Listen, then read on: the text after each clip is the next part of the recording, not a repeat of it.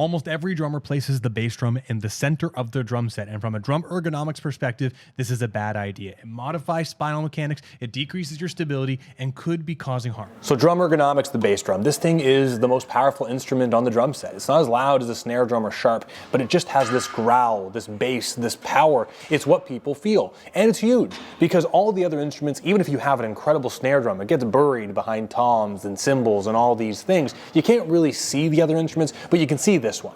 And because of its insanely large geometry in comparison to the other drums, it gets usually put right in the center. But if we think about this, if I'm sitting on a chair or I'm sitting in any other setting anywhere else in the world, you know if you're reading a book, you're leaning to one side, you're on your phone for too long, if you're turned to one side for too long, it's going to cause discomfort in your back. Even as I'm sitting right now, my belly button is facing towards you and my feet are on the two opposite sides of this kick drum. Now here's the problem. If I place my foot right in front of the kick drum, this means I'm trunk rotated towards you, which changes a lot of things. So let's think about this both qualitatively and quantitatively. So subjective, I said, hey, you're going to be going to the airport. While you're standing in all the lines, I want you to stand with your spine rotated 20 degrees to the right. You could be standing for an hour or 2 or 3, and most of you go, no way, that could be bad for my back, that could hurt, I probably wouldn't like how that feels. Well, already, this is what most of us drummers do behind the drum set. We just don't feel it because we're in performance mode and we've built some adaptations here. But I wonder if there's potential consequences here, and if we could just be mitigating the risk by thinking about mechanics and changing our ergonomics even just a little. When you think about spine mechanics, you have 3 different parts of your spine. Most of us, when we talk about posture, talk about this part of the spine, the cervical spine, where your head is. Just quickly, if you want to play drums pain-free forever and be as strong as possible, I'd encourage you to check out the Drum Forever fitness program. It's a monthly fitness program where I have studio workouts, full dumbbell and bodyweight exercise program, and full gym workouts using everything in a gym, all at a very, very low cost. I'd encourage you to check it out. 50% off on me. Use the code DRUM50 to get it for $750 your first month as of right now. And there's physical therapists in there, professional drummers, a mobility workout, full warm-ups. There's everything you need so you can play the drums pain-free forever. But now back to our ergonomics discussions.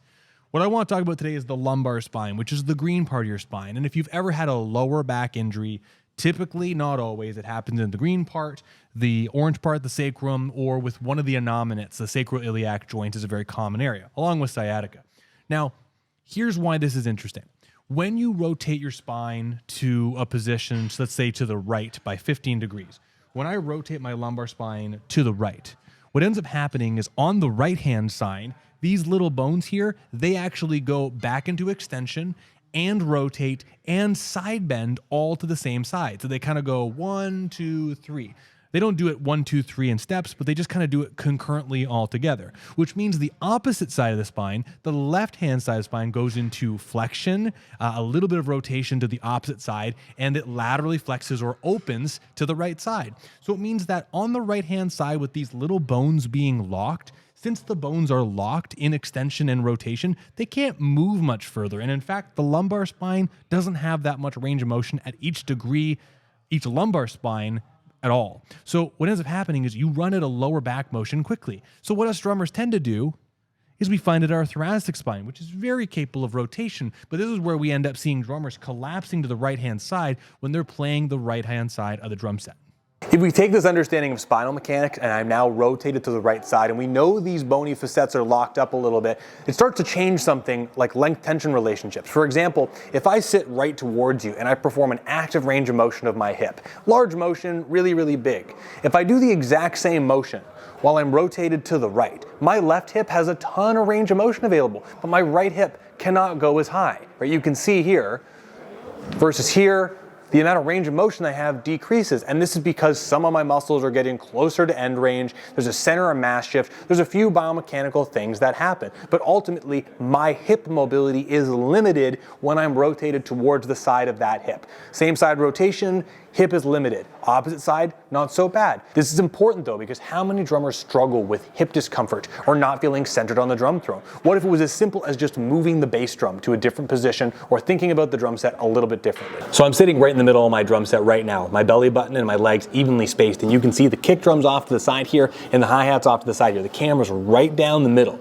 This is exactly how your drum set should be set up, because it means you're not rotated to one side, you're centered on your throne, and both of your feet and your hips are going to have the exact same weight distribution. So how do you make this work? It's extremely simple. Sit down on your drum throne, make sure you're centered, you can lift your feet up and you have a stable base. Point your belly button directly towards where you want to face, your audience, the camera, whatever it may be. From there, look at where your feet are placed, put one pedal under the other foot, put one pedal under the other foot, and go from there.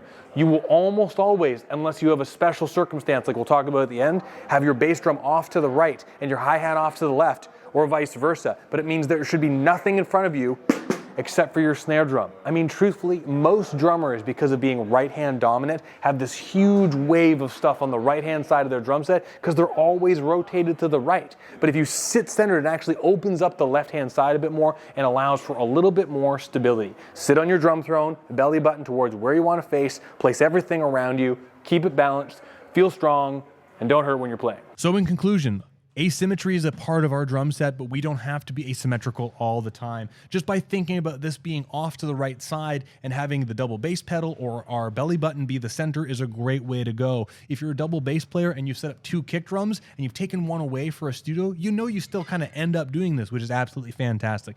The other option is if you are someone who really wants the kick drum to be center, there are a few companies out there, if you're a double bass player, for example, that make those center double bass pedals with 2 slave pedals on each side, which is also a great option. But ultimately, end of the day, this is not about just some bias about the bass drum positioning. It actually comes down to you. If you think about things differently, we rethink ergonomics, we rethink your body, you can play better. Stronger drummers play longer. My name's Brandon. If you haven't done it before, please subscribe. Please check out some of the other videos and check out the Drum Forever Fitness program because I love drummers like you and I want you to play forever.